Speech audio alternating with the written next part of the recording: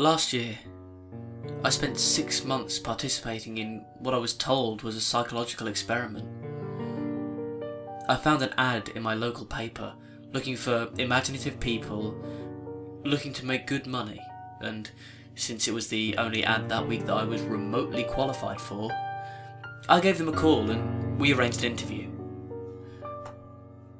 They told me that all I would have to do is stay in a room alone with sensors attached to my head to read my brain activity, and while I was there I would visualise a double of myself. They called it my Tulpa. It seemed easy enough, and I agreed to do it as soon as they told me how much I would be paid. The next day I began. They brought me to a simple room and gave me a bed, then attached sensors to my head and hooked them up to a little black box on the table beside me. They taught me through the process of visualising my double again, and explained that if I got bored or restless, instead of moving around, I should visualise my double moving around, or try to interact with him, and so on. The idea was to keep him with me the entire time I was in the room. I had trouble with it for the first few days. It was more controlled than any sort of daydreaming I'd done before. I'd imagine my double for a few minutes, then grow distracted. But by the 4th day, I could manage to keep him present for the entire 6 hours. They told me I was doing very well. The second week, they gave me a different room with wall-mounted speakers. They told me they wanted to see if I could keep the Tulpa with me in spite of distracting stimuli. The music was discordant, ugly and unsettling, and it made the process a little more difficult, but I managed nonetheless. The next week, they played even more unsettling music, punctuated with shrieks, feedback loops, and what sounded like an old-school modem dialing up, and guttural voices speaking some foreign language. I just laughed it off. I was a pro by then. After about a month, I started to get bored. To liven things up, I started interacting with my doppelganger. We had conversations, or played rock, paper, scissors, or I'd imagine him juggling, or breakdancing, or whatever caught my fancy. I asked the researchers if my foolishness would adversely affect their studies, but they encouraged it. So we played, and communicated, and that was fun for a while. And then it got a little strange.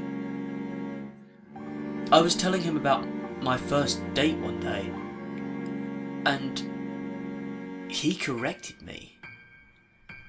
I'd said my date was wearing a yellow top, and he told me it was a green one. I thought about it for a second and realised he was right. It creeped me out, and after my shift that day, I talked to the researchers about it.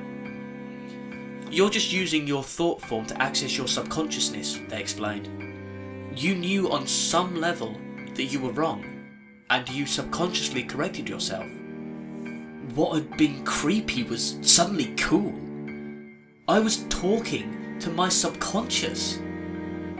It took some practice, but I found that I could question my Tulpa and access all sorts of memories.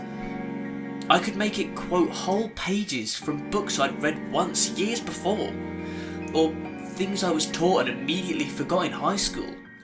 It was awesome. That was around the time I started calling up my double outside the research centre.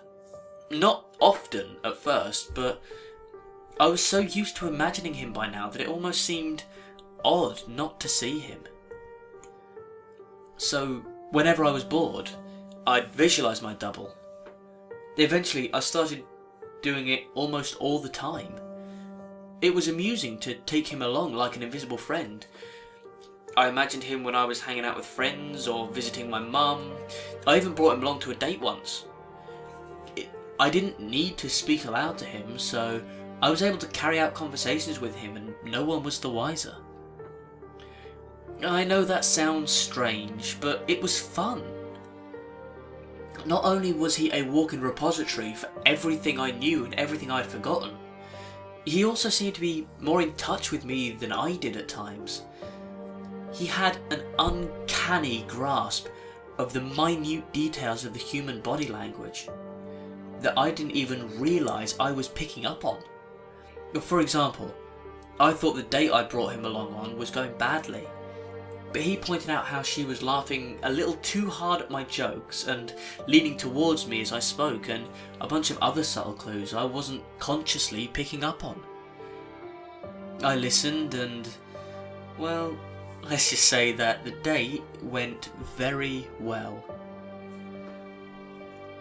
By the time I had been at the research centre for 4 months, he was with me constantly. The researchers approached me one day after my shift and asked me if I'd stopped visualising him. I denied it and they seemed pleased.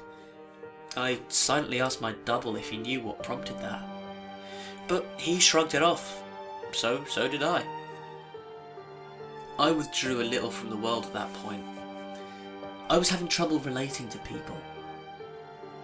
It seemed to me that they were so confused and unsure of themselves, while I had a manifestation of myself I could confer with.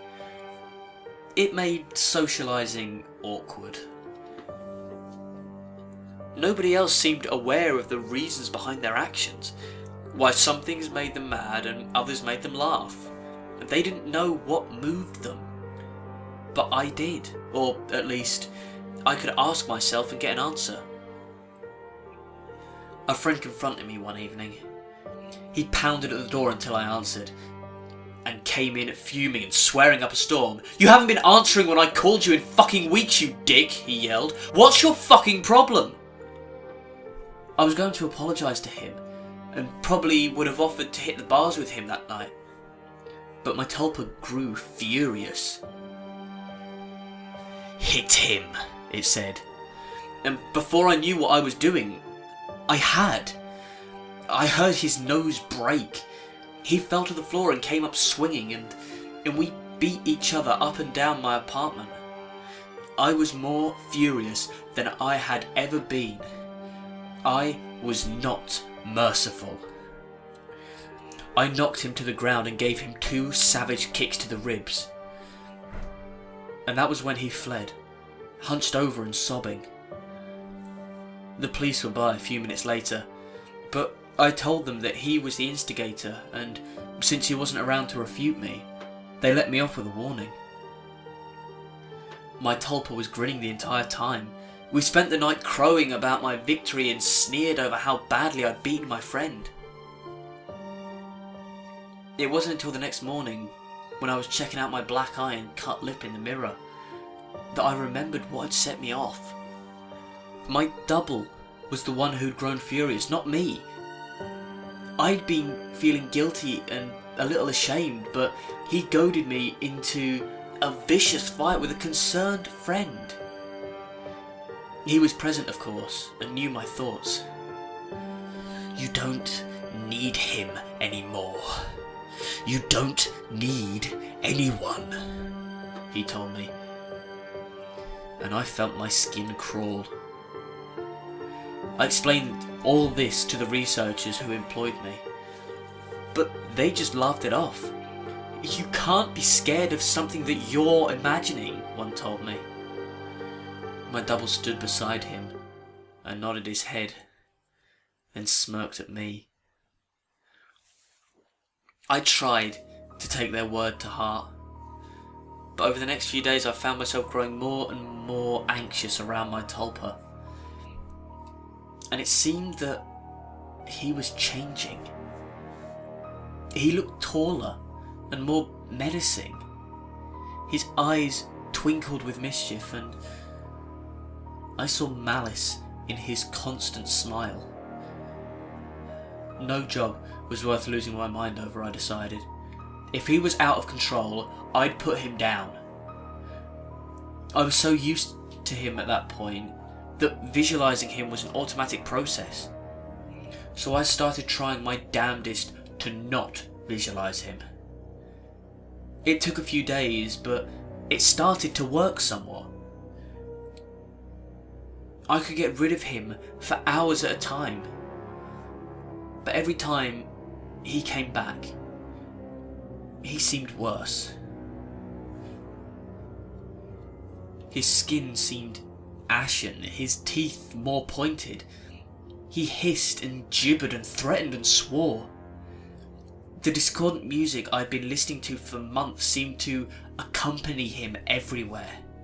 Even when I was at home, I'd relax and slip up, no longer concentrating on seeing him, and there he'd be, and that howling noise with him.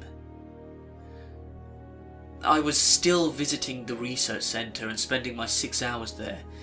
I needed the money, and I thought they weren't aware that I was now actively not visualising my Tulpa. I was wrong. After my shift one day, about 5.5 months into it, 2 impressively large men grabbed and restrained me. And someone in a lab coat jabbed a hypodermic needle into me.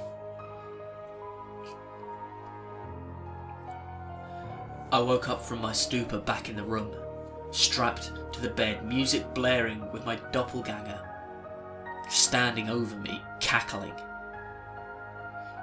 He hardly looked human anymore. His features were twisted, his eyes were sunken in their sockets and filmed over like a corpse's. He was much taller than me, but hunched over. His hands were twisted, and the fingernails were like talons. He was, in short, fucking terrifying. I tried to will him away, but I just couldn't seem to concentrate. He giggled and tapped the IV in my arm. I thrashed at my restraints as best I could, but could hardly move at all. "They're pumping you full of the good shit, I think. How's the mind? All fuzzy?" He leaned closer and closer as he spoke, and I gagged. His breath smelt like spoilt meat. I tried to focus, but I couldn't banish him. The next few weeks were terrible. Every so often, someone in a doctor's coat would come in and inject me with something or force feed me a pill. They kept me dizzy and unfocused, and sometimes left me hallucinating or delusional. My thought form was still present, constantly mocking. He interacted with, or perhaps caused, my delusions. I hallucinated that my mother was there, scolding me, and then he cut her throat and her blood showered me. It was so real that I could taste it. The doctors never spoke to me. I begged at times, screamed, hurled injectives, demanded answers. They never spoke to me. They may have talked to my Tulpa, my personal monster. I'm not sure. I was so doped and confused that it may have just been more delusions, but I remember them talking with him. I grew convinced that he was the real one and I was the thought form. He encouraged that line of thought at times, mocked me at others. Another thing that I pray was a delusion. He could touch me. More than that, he could hurt me. He'd poke and prod me if he felt I wasn't paying him enough attention. Once he grabbed my testicles and squeezed until I told him I loved him. Another time he slashed my forearm with one of his talons. I still have the scar. Most days I can convince myself that I injured myself and just hallucinated he was responsible. Most days. Then one day, while he was telling me a story about how he was going to gut everyone I loved, starting with my sister, he paused. A querulous look crossed his face. He reached out and touched my head, like my mother used to when I was feverish. He stayed still for a long moment, and then smiled. "All thoughts are creative," he told me. Then he walked out the door. 3 hours later, I was given an injection and passed out. I awoke unrestrained. Shaking, I made my way to the door and found it unlocked. I walked out into the empty hallway and then ran. I stumbled more than once, but I made it down the stairs and out into the lot behind the building. There, I collapsed, weeping like a child. I knew I had to keep moving, but I couldn't manage it. I got home eventually. I don't remember how. I locked the door and shoved the dresser against it, took a long shower and slept for a day and a half. Nobody came for me in the night, and nobody came the next day, or the one after that. It was over. I'd spent a week locked in that room, but it felt like a century. I'd withdrawn so much from my life beforehand that nobody had even known I was missing. The police didn't find anything. The research centre was empty when they searched it. The paper trail fell apart, the names I were given were aliases, even the money I received was untraceable. I recovered as much as one can.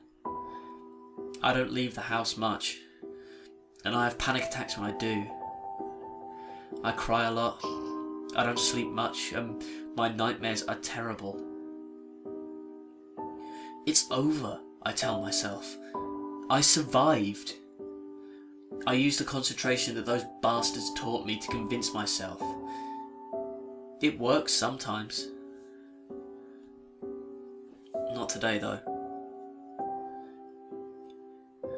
3 days ago, I got a phone call from my mother. There's been a tragedy. My sister was the latest victim in a spree of killings, the police say. The perpetrator mugs his victims, then guts them.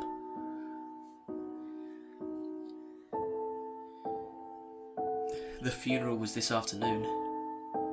It was as lovely a service as a funeral can be, I suppose. I was a little distracted. All I could hear was music coming from somewhere distant. Discordant, unsettling stuff that sounded like feedback and shrieking in a modem dialing up. I hear it still. A little louder now.